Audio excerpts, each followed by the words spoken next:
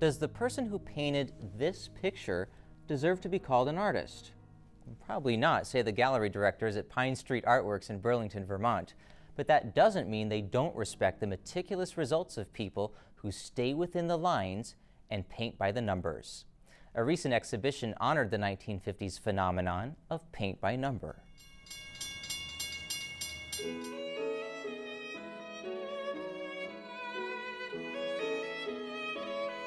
Art collector Mark Wasco bought the Mona Lisa from Pine Street Artworks.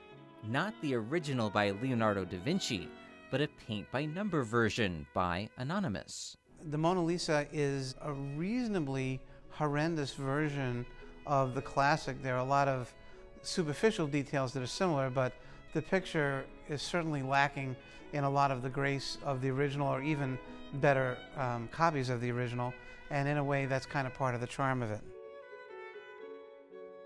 Wasco and Mona aren't the only ones smiling in the art gallery. Cartoonist Harry Bliss also enjoys seeing more than 100 paint-by-number works in one room. Bliss's own artwork appears on the pages and covers of the New Yorker magazine. That may explain why he chose to buy this image from the exhibit. It's based on a magazine cover by Norman Rockwell. Bliss says he appreciates the complex color theory of paint-by-number. It forces you to look at specific areas throughout a composition and to break those down into separate colors, as opposed, there's no blending involved in paint by numbers. It's almost like looking at a digital image up really close. You can see how it's actually constructed because each color is sort of delineated.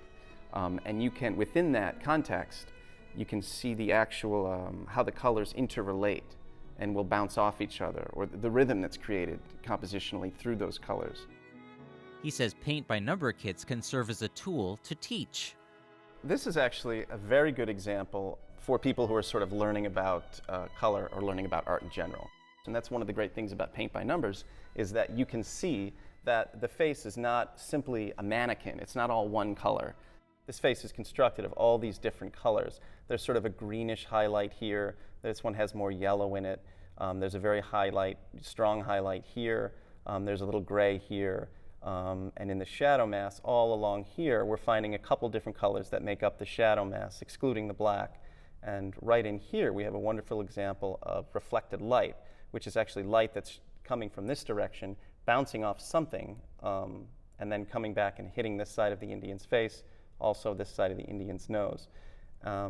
This is a wonderful example of how the face is broken down into planes, shapes, and different colors. It's not just one color. The thing that moved me about paint by numbers was, number one, their charm. I find that the paintings themselves are very charming. They are of an era.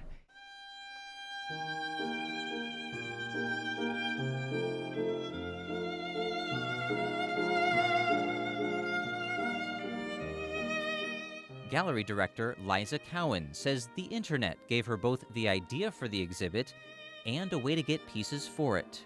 And I saw a website that had an article about a person who had taken a paint-by-number picture and enlarged it and made a mural in his living room. And I was so charmed by this picture that it led me to an online search, and I began to explore what it would mean to buy paint-by-number.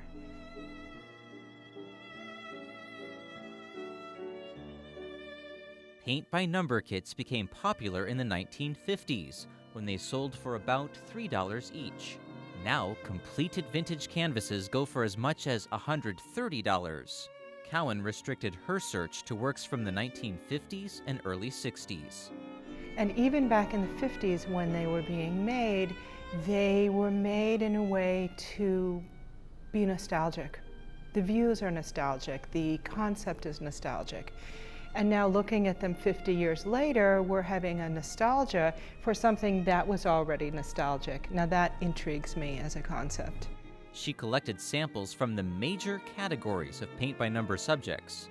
I chose for this show several themes. Of course, there are a lot of landscapes, and I chose landscapes that looked like Vermont, the New England type landscapes.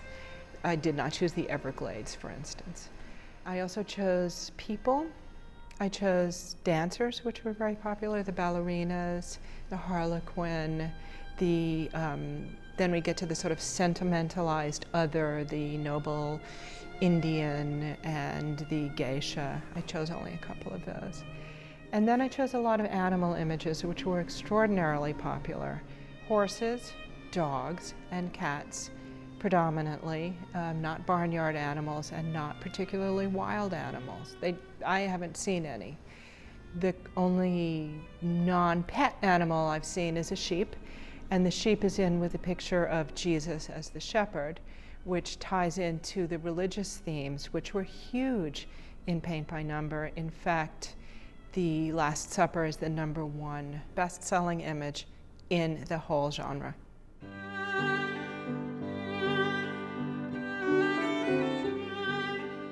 The exhibit also features a few complete kits, with paint included. This allows the gallery's assistant director, Christy Mitchell, to try her own hand at the hobby. As a professional artist, she hasn't painted by number since childhood. My thoughts as an artist today, looking at paint by numbers, is that they look tedious, they look mundane, they look like hard to do. But actually sitting here painting this, it's a lot more fun than I had imagined. It's not as tedious as I thought it would be. It's going quickly. It seems like something that someone who wasn't an artist could do and feel good about doing a painting. Paint by Number, I believe, was developed, well, to sell paint for a paint company. First of all, they wanted to promote and mass market their paints in a new way. The appeal, however, I think was to bring art to the people. Everyone can paint a masterpiece, no skill required, and that's very appealing. I can remember as a child doing Paint by Numbers. So I had this huge sense of satisfaction and creativity and fulfillment in doing this thing, which essentially was a road activity. Not everyone went mad over the hobby in the 1950s, and many people considered painting within the lines a craft, not an art. When they were first made, they were considered vulgar, they were debased, they were bad art. They weren't art, and which I think is part of what's appealing about them. It was this way of conditioning people that something creative was happening, when in actuality, for most of us, it really wasn't. So in a way, it was kind of like mass delusion, that all of these people at roughly the same time are doing essentially the same thing, and yet each one was doing their own thing. I think that the people who did them ranged from people who had absolutely no talent to people who were enormously talented, yet might not know it until they had started to do Paint by Number.